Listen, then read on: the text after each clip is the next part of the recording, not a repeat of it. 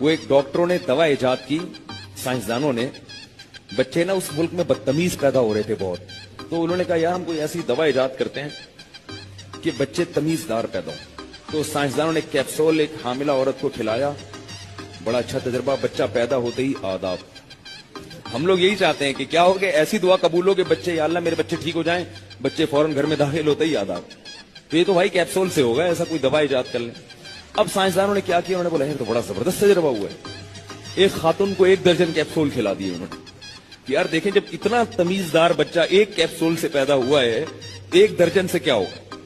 اب بچے کی ولادت ہی نہیں ہو رہی, پیدا ہی نہیں ہو رہا. بڑے پریشان, یار یہ کوئی ریئیکشن تو نہیں ہوگی. الٹرا ساؤنڈ کیا, پتا چلا کہ جڑواں بچے ہیں, ہر ایک دوسرے سے کہہ رہے پہلے آپ, وہ کہہ رہے نہیں پہلے آپ. 6 مہینے ہو گئے, وہ کہہ رہے پہلے آپ, کہہ رہے نہیں سر پہلے.